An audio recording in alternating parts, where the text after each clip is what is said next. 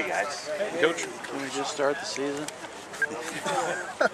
Day 15. Well, this is your last two-a-day, Paul.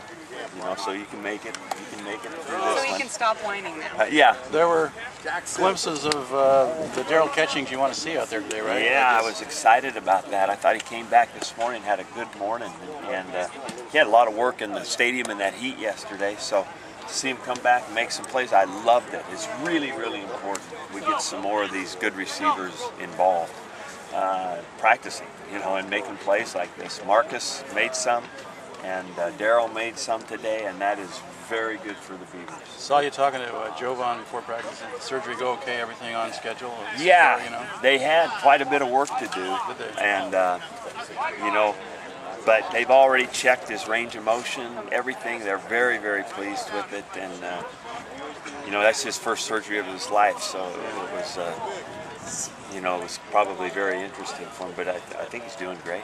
On catches, did you have him moving behind James? Are you moving different places, or is he still? Daryl, the neat thing about Daryl, he's capable probably of every position. He's very intelligent. He's probably could play at any spot. If we could, you know, if we could kind of spread this thing out, I don't know where he's going to end up playing full time right now, except I know he's going to be a flanker. You know, and we, like I said, he can play X. He can probably go in and play the R. Is there a more likely spot for Nichols if he started his position? You mentioned the other day he's inching close. Right now it's split end, X. Earlier you mentioned you're considering some true freshmen playing. Have you made any final decisions? No final decisions except for Doctor and Cummings. Cummings, he's been out. Is he okay? He's okay. He's got that, it's called an oblique tear. I'm not sure I have one. I don't know what it is, but you do. Singler sits today. Would you prefer not to see that kind of hit that darkens late on him? Or? You know, I know football instincts take over, and I think they did, and I think Will knew it right away. I think he, you know, because I said something to him, and he knew it before I said it, which I really appreciate. Well, you can hear that all over the stadium. Yeah. You know, and that's just one that's very legal, I think, in the game. It's one to pass up in practice, even though it is a scrimmage, and that's where you, as a coach, you have a hard time, you know, because we had a safety knock out Joe Halahouni on a situation kind of like that from an unprotected player, and it was a scrimmage, so it's a difficult line we tread. I think it just takes some real fast, quick judgment, and that's hard to do when you're going full speed. Somewhat of a recap for me. Day 15 now. Have you had to say anything to Ryan as far as like with the whole arm, and you know, if he looks like he's dialed things down, he's got a lot more touch on his ball.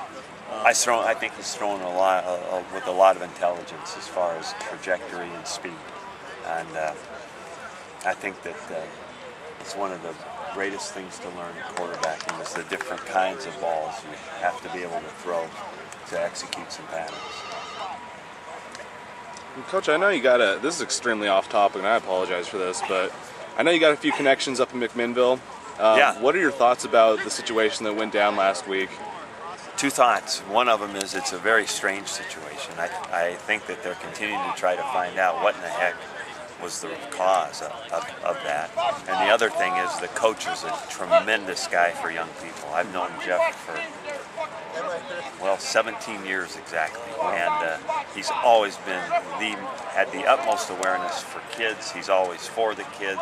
He's the furthest thing from an abusive coach that you would ever know, and it's really sad because, you know, the people in our state don't know him yet. This is his first season. He's done this test for years. Really? Yes, 4 years with different high schools. He was a head coach at Northridge. This is why it's so freaky. Did you see what's going on in the CIF, where they're going to give referees the power to pull a kid off the field if they think he's had a concussion? Yeah, you know, I've heard stuff like that, and I think it seems like you set up a can of worms there with a lot of. Yeah, and I think that's fine. You know, I don't think they're. You know, it is a can of worms, but if they recognize something, sometimes they might see it before anybody else does. You know.